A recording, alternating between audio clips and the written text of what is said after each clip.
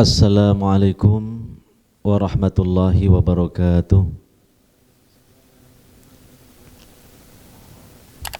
Innal hamdalillah nahmaduhu wa nasta'inuhu wa nastaghfiruh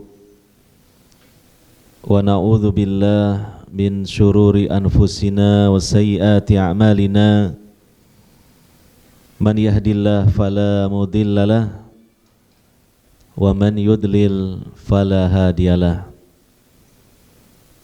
Ashhadu an la ilaha illallah wahdahu la syarikalah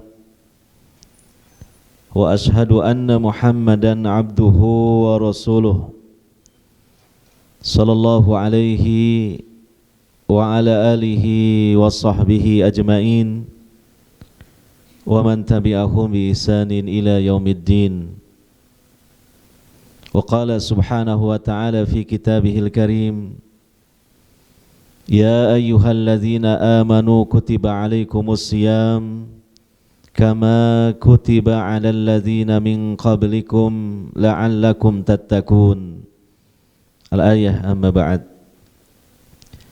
Hadirin kaum muslimin di mana saja Anda berada, alhamdulillah pada kesempatan petang hari ini kita masih diberi kesempatan dan juga terutama yang hadir di majelis ini diberi kesehatan oleh Allah Subhanahu wa taala dan juga limpahan nikmat dan karunia yang lainnya dari Allah Subhanahu wa taala yang tiada terhingga, terutama nikmat yang paling agung, nikmat yang paling besar dalam hidup ini adalah nikmat iman.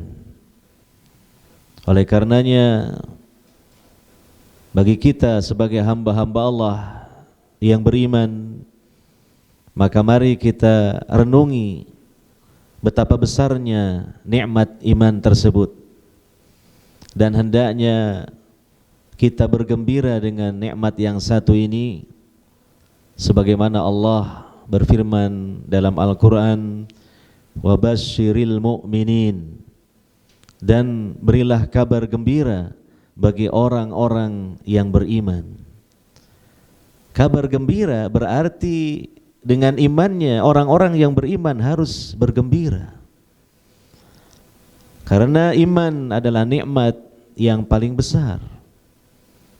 Ketika iman masih tetap menancap pada diri seorang hamba Allah sampai nyawanya dicabut oleh Allah Subhanahu wa taala, dia menghadap Allah dengan membawa iman itu, maka pasti di akhirat dia akan mendapatkan kehidupan yang menyenangkan, kehidupan yang bahagia dalam kehidupan surga yang kekal dan abadi dengan imannya itu. Allah Subhanahu wa taala menegaskan dengan seyakin-yakinnya di dalam Al-Qur'an, dalam surah Al-Kahfi. Allah berfirman, innal ladzina amanu wa 'amilus salihati kanat lahum jannatul firdausi nuzula. Sesungguhnya orang-orang yang beriman dan beramal soleh, maka mereka beroleh surga Firdaus sebagai tempat tinggalnya, bahkan tempat tinggal yang hakiki dan abadi. Oleh karenanya, bagi hamba-hamba Allah yang telah beriman, mari kita istiqomah di atas iman.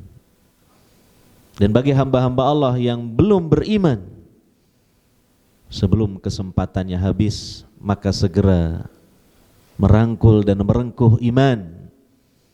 Beriman kepada Allah, beriman kepada Rasulullah Muhammad sallallahu alaihi wasallam. Karena iman adalah kunci sukses hidup di dunia dan lebih-lebih lagi hidup di akhirat kelak. Hadirin wal hadirat yang dimuliakan oleh Allah Subhanahu wa taala, termasuk pada kesempatan petang hari ini kita hadir berkumpul ataupun siapa saja di antara kaum muslimin yang mengikuti acara ini secara online, kita mengikuti acara ini juga dalam rangka kita merawat dan memelihara iman kita agar tetap tumbuh berkembang dengan sehat yang senantiasa menyertai hidup kita. Pada kesempatan ini kita hadir di majelis ilmu, di mana majelis ilmu adalah majelis zikir yang paling utama.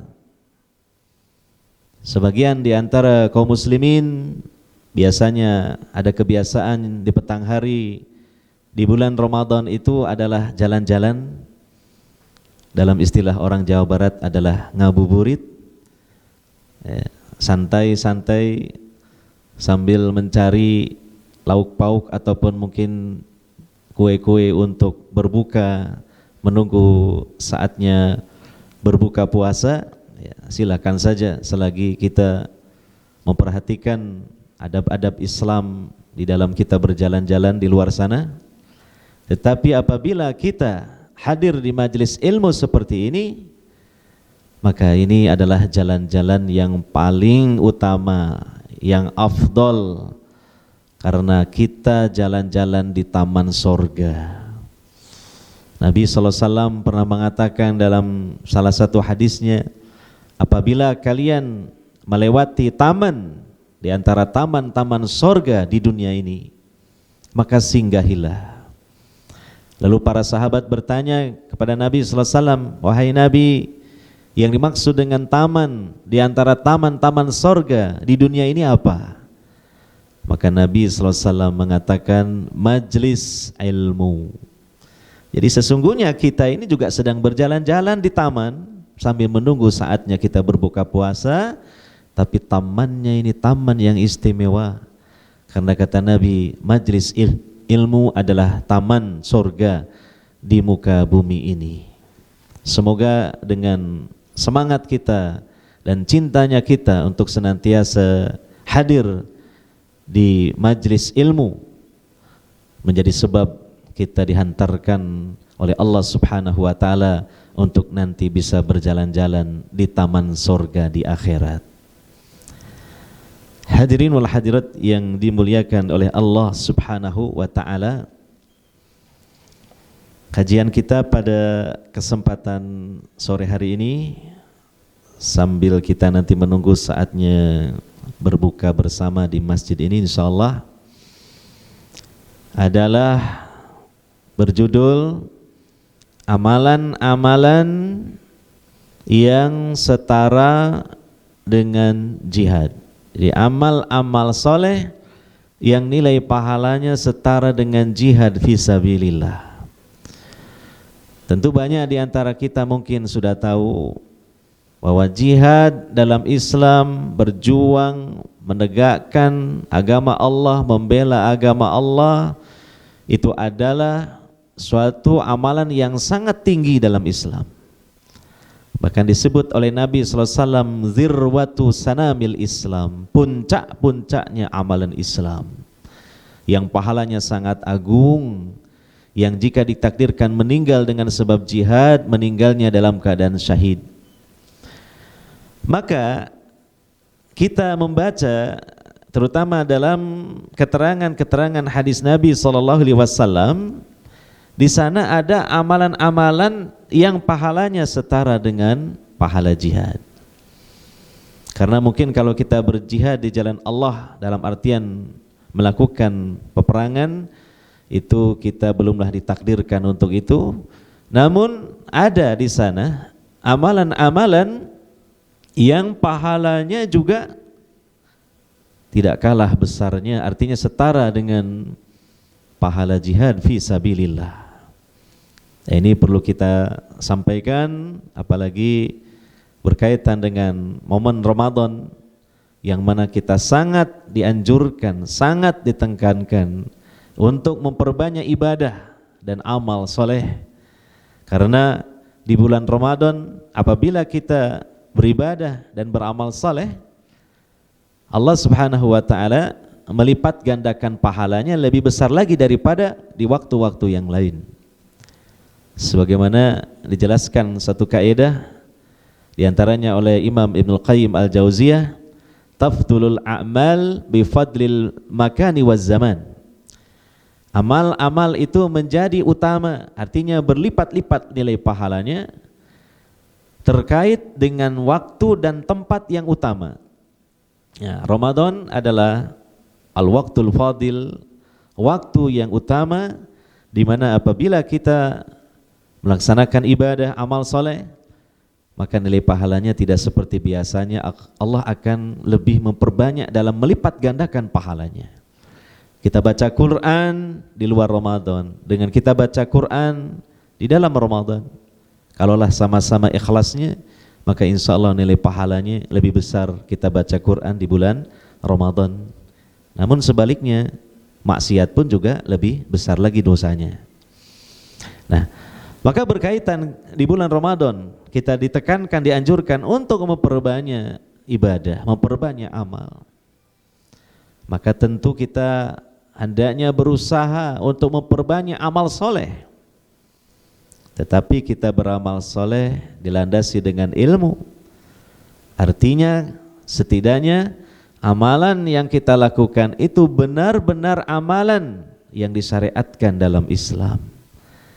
Amalan-amalan yang dipastikan berlandaskan dalil dari Al-Quran dan sunnah Nabi SAW yang sahih, sehingga kita tidak ragu-ragu di dalam melaksanakannya, dan ketika kita melaksanakannya dengan didampingi ikhlas, maka amalan tersebut menjadi amal soleh yang insya Allah makbulah, diterima di sisi Allah Subhanahu wa ta'ala, dapat menghasilkan nilai pahala bagi kita. Hadirin wal hadirat yang dimuliakan oleh Allah Subhanahu wa ta'ala, mungkin sebagian dari amalan yang setara dengan jihad ini kita sudah mengamalkannya, tetapi ini menambah lagi pengetahuannya untuk dipasang niat dan diharapkan nilai pahalanya kepada Allah Subhanahu wa ta'ala sehingga menjadi lebih besar lagi. Yang pertama, amalan yang nilai pahalanya setara dengan jihad adalah birrul walidain, berbakti kepada kedua orang tua, berbuat baik kepada kedua orang tua. Di mana di dalam sejumlah ayat Al-Quran juga kita sangat ditekankan untuk berbakti, berbuat baik kepada kedua orang tua. Bahkan Allah Subhanahu wa ta'ala dalam surah An-Nisa itu mengurutkan setelah perintah untuk mentauhidkan Allah dan jangan menyekutukan Allah dengan apapun dan siapapun, maka Allah berfirman wabil walidaini ihsana. Jadi diurutkan urutan yang kedua. Dan berbuat baktilah kepada kedua orang tua dengan sebenar-benar berbuat bakti. Dijelaskan oleh para ulama bahwa yang dimaksud dengan berbuat bakti, dengan sebenar-benar berbuat bakti, itu bukan hanya kita tidak mengganggu orang tua, tidak menyinggung perasaan orang tua, tidak mengusik ketenangan orang tua. Bukan hanya itu belum disebut kategori birrul walidain. Birrul walidain lebih dari itu. Di samping tidak mengganggu ketenangannya, mengusik perasaannya, juga harus ada upaya untuk berbuat baik kepada keduanya. Artinya memperhatikannya, memenuhi kebutuhannya, mau mendengar keluh kesahnya, merawatnya, menjaganya, menafkahinya. Sehingga kalau ada anak, dia merasa saya tidak pernah menyakiti hati orang tua, saya tidak pernah membentaknya.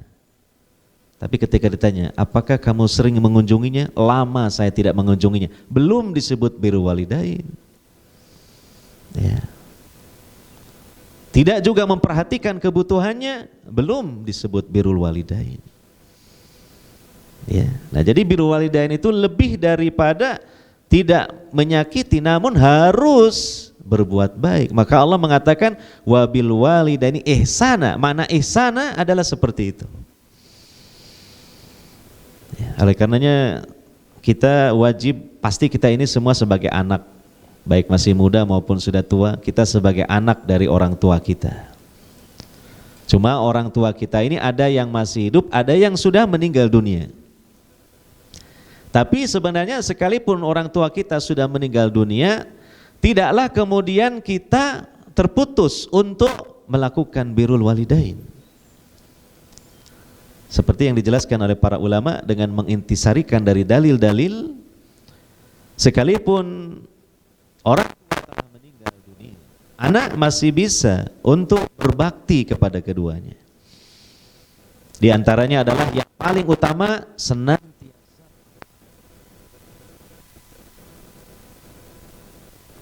doa dia kepada Allah Subhanahu wa taala, dia tidak lupa untuk menyelipkan satu doa untuk kedua orang tuanya yang telah meninggal dunia, yang sekarang sedang berada di alam barzakh. Berdoa kepada Allah supaya diampuni dosa-dosanya, supaya Allah mencurahkan rahmat kepadanya, kepada keduanya, supaya dilapangkan di alam kuburnya.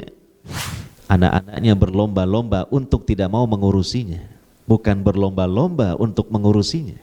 Saya nggak mau, itu aja sama kakak saya. Yang kakaknya juga begitu. Saya nggak mau, itu aja sama adik saya banyak anak. Berlomba-lomba berlepas diri. Ya. Seharusnya berlomba-lomba untuk mau mengurusi. Karena apa? Itu adalah bagian dari birrul walidain. Itu adalah menjadi sebab untuk masuk surganya Allah Subhanahu wa ta'ala. Nah, berkaitan dengan tema kita, amalan-amalan yang setara pahalanya dengan jihad, maka birrul walidain ini pun menempati kedudukan itu. Disebutkan di dalam hadis yang sahih riwayat Al-Bukhari, Muslim, Ahmad dan yang lainnya, dari sahabat Abu Hurairah radhiyallahu anhu, bahwasanya ada seseorang yang datang menemui Nabi SAW meminta izin untuk berjihad, berperang di jalan Allah. Maka Nabi SAW bertanya kepada orang ini, apakah kedua orang tuamu masih hidup? Maka dia menjawab, iya. Lalu Nabi SAW bersabda, fafihima fajahid. Ya. Terhadap kedua orang tua kamu berjihadlah. Nah, jadi Nabi juga menggunakan kalimat jihad untuk merawat dan mengurus kedua orang tua. Dengan kata lain, Nabi mengatakan kamu tidak usah ikut berjihad. Gitu. Memang hukum jihad secara asalnya fardu kifayah, bukan fardu ain. Tidak harus semua berangkat ke medan laga untuk berjihad.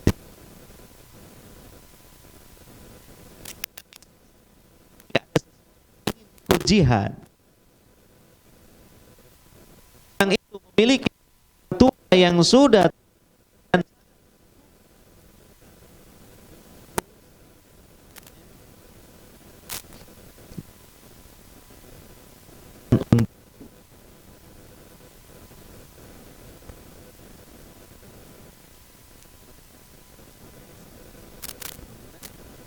dalam perintahnya kepada orang itu untuk tidak serta tetapi orang tuanya, beliau mengatakan fafihima fajahid, maka terhadap keduanya engkau berjihadlah. Para ulama menarik kesimpulan dari kalimat Nabi fajahid ini menunjukkan bahwa berbakti kepada orang tua, merawat, mengurusi, apalagi mereka sangat membutuhkan anak untuk merawat dan mengurusinya, maka itu setara dengan jihad fisabilillah. Nabi mengatakan fajahid, berjihadlah. Nah, jadi ini kita kalau sebelumnya tidak tahu menjadi tahu, sekalipun sudah mengamalkan saya berbakti kepada orang tua. Saya senantiasa merawat mengurusi orang tua dengan ikhlas, dengan senang hati. Nah, sekarang ada tambahan ilmu. Yakini ini pahalanya setara dengan jihad.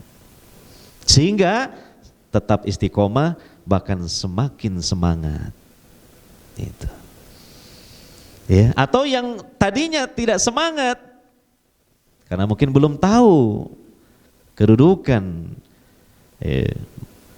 berbuat bakti kepada orang tua, kalau ternyata itu setara dengan jihad, maka akhirnya jadi terpacu semangatnya untuk kemudian mau lebih lagi di dalam mengurus, memperhatikan, memenuhi kebutuhan orang tuanya. Apalagi di bulan Ramadan ini. Nah, sekarang kita harus sering-sering berkunjung kepada orang tua. Ya, dalam rangka apa? Bukan sekedar main, bukan sekedar melepas kangen. Dalam rangka tema birrul walidain, karena pahalanya setara dengan pahala jihad. Berkunjung, bawakan hadiah, kesukaannya apa, dibelikan, dibawakan. Nah, apalagi tahu kabarnya sedang sakit, wah segera untuk menjenguknya, berusaha untuk mengobatinya, ya, berusaha untuk dibawa ke dokter dan seterusnya. Ya, mungkin ada kekurangan-kekurangan, ya, walaupun tidak harus ngomong orang tua, karena kadang orang tua itu mungkin sungkan. Ya. Tapi kita tahu dilihat dari situasi dan kondisinya, orang tua ini sedang membutuhkan, ya, sebagian dari harta kita, kita kasih. Nah, ini nafkah kepada orang tua ini adalah wajib, dan ini adalah bagian dari birrul walidain, dan itu pahalanya setara dengan jihad. Ya, ini berapa banyak di antara kita lalai dari hal ini. Maka ini saling kita mengingatkan tentang hal ini. Memang kita getol ke masjid, kita rajin sholat berjamaah di awal waktu, kita senantiasa hadir di majelis ilmu. Ternyata kalau kita tidak saling mengingatkan tentang hal ini, kita pun dalam hal birrul walidain ternyata terbengkalai, masih sangat kurang. Khawatirnya ini menjadi batu sandungan bagi kita di akhirat. Karena tidak birrul walidain itu termasuk dosa besar. Uququl walidain, durhaka kepada orang tua, ini termasuk dosa besar. Ya. Nabi SAW pernah mengatakan dalam hadis 3 golongan tidak masuk surga.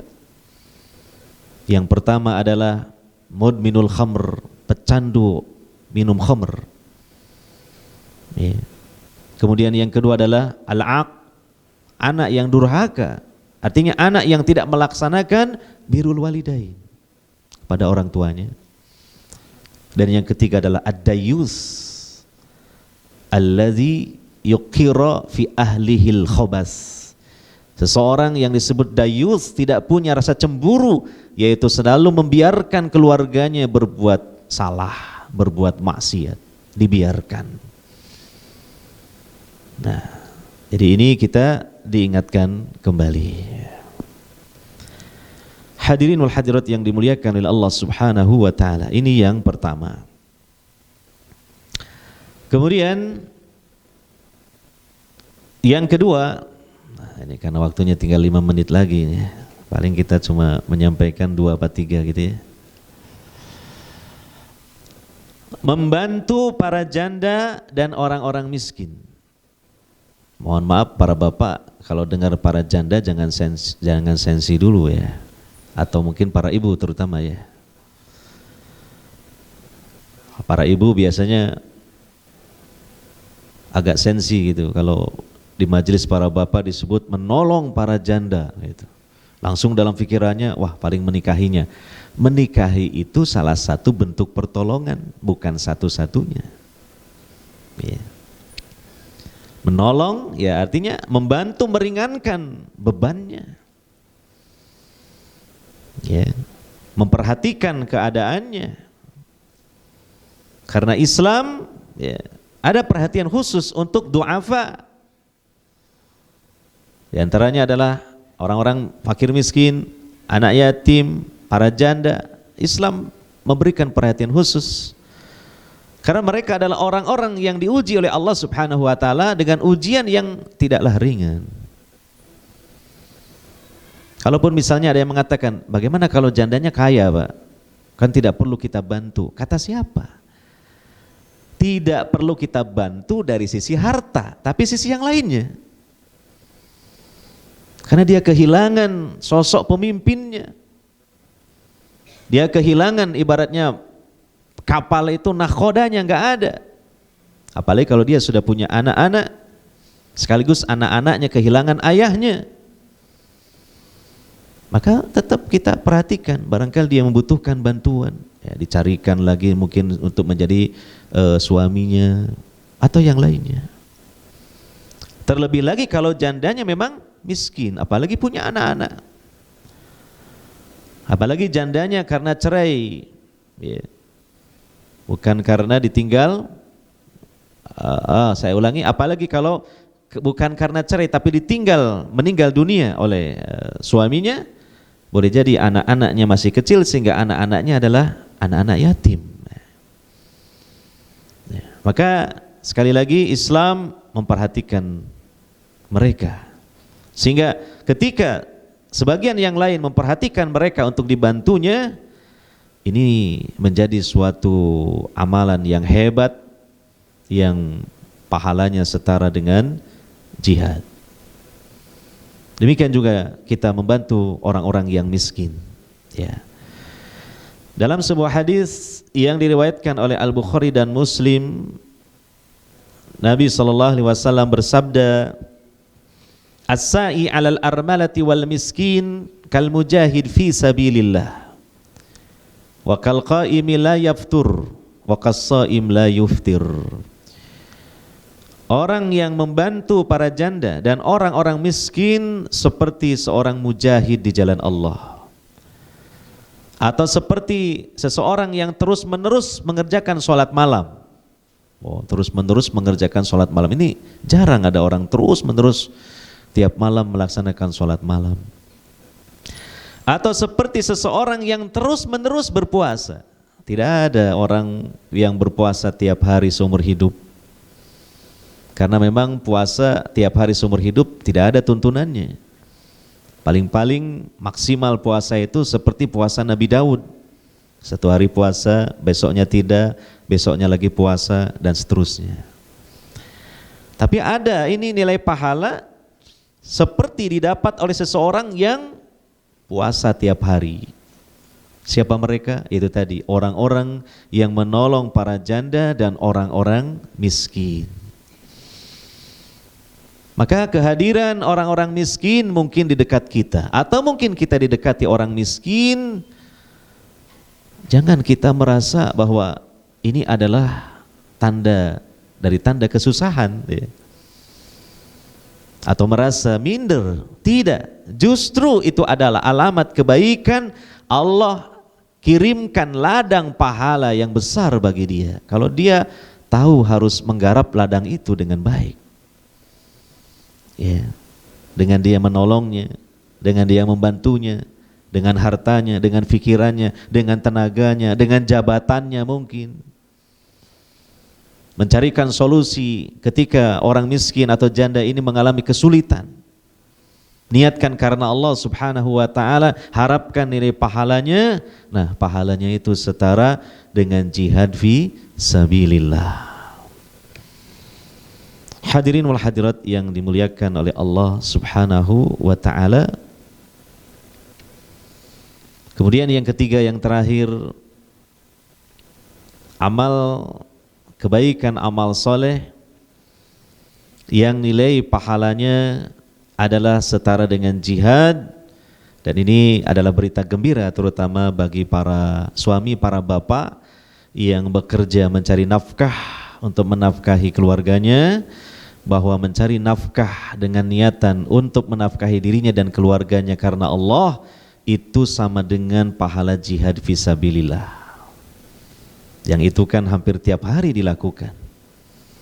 Maka semoga ini menjadi spirit yang sangat kuat untuk niatnya karena Allah, sehingga seberat apapun kendala rintangan yang dihadapi di lapangan ketika mencari nafkah, semoga itu justru semakin memperbesar nilai pahalanya, karena setidaknya pahalanya setara dengan jihad. Dalam sebuah hadis yang sahih riwayat At-Tabrani dari sahabat Ka'ab bin Ujrah radhiyallahu anhu, bahwa ada seseorang yang berpapasan dengan Nabi SAW. Lalu para sahabat kagum terhadap kesungguhan orang tersebut dalam bekerja. Wah, dia bekerja dengan tekun, dia bekerja dengan sangat keras.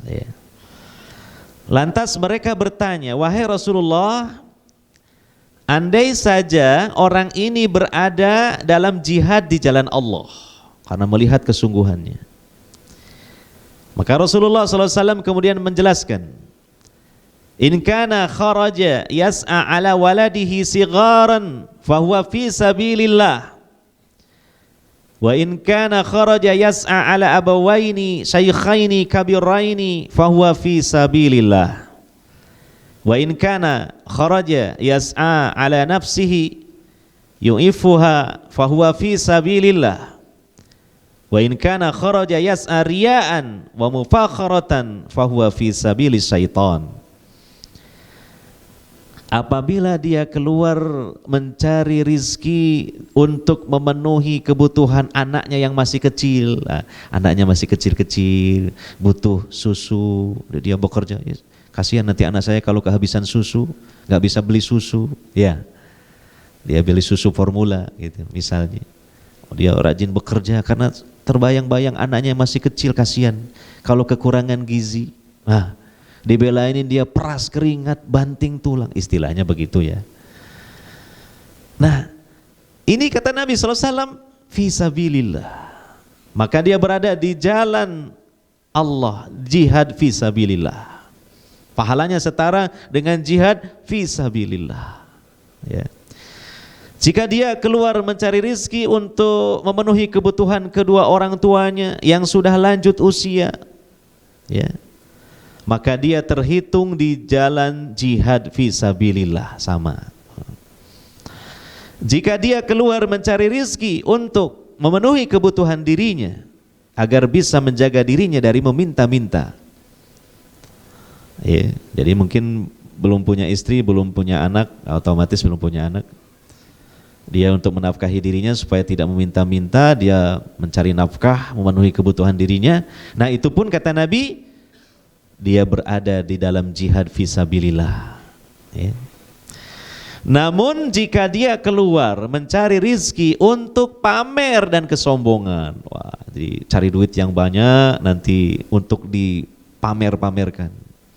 Belikan rumah yang mewah, mobil yang mahal, nanti difoto, dipasang di statusnya, di foto profilnya supaya dikagumi sebagai orang kaya. Nah, jerih payahnya itu dirupokno iki supaya nanti dikagumi orang. Maka kata Nabi SAW, maka dia berada di jalan setan, bukan di jalan Allah. Hati-hati. Kita punya harta hanya dibangga-banggakan, hasil jerih payah kita, itu bukan fisabilillah. Fi sabilis syaiton, di jalan setan, hanya untuk kesombongan. Jadi kita niatnya mencari nafkah untuk menafkahi diri kita, menafkahi orang-orang yang menjadi tanggungan kita, niatkan karena Allah, Masya Allah, pahalanya besar. Apalagi itu adalah aktivitas sehari-hari dilakukan terus begitu, sampai dia pensiun barangkali. Itu adalah sebuah kebaikan yang luar biasa. Makanya hendaknya bersabar dalam menghadapi segala rintangannya, dan hendaknya niatkan ikhlas karena Allah Subhanahu wa ta'ala. Hadirin wal hadirat, kaum muslimin wal muslimat di mana saja Anda berada, karena keterbatasan waktu, ya mungkin hanya ini saja, sedikit saja kita sampaikan mengenai amalan-amalan soleh yang betapa agung nilai pahalanya, setara dengan jihad fi sabilillah. Semoga kita diberi taufik oleh Allah Subhanahu wa ta'ala setelah mengetahuinya untuk kita mengamalkannya, sehingga kita pun diberi rizki lagi oleh Allah Subhanahu wa taala berupa pahala yang besar, pahalanya setara dengan jihad fisabilillah. Mudah-mudahan demikian. Amin ya rabbal alamin. Sampai di sini saja kajian menjelang berbuka pada kesempatan kali ini, semoga bermanfaat. Mohon maaf dari saya bila ada hal-hal yang kurang berkenan di hati. Subhanakallahumma wa bihamdika asyhadu an la ilaha illa anta astaghfiruka wa atubu ilaik. Wa sallallahu ala nabiyina Muhammadin wa ala alihi wa ashabihi ajmain.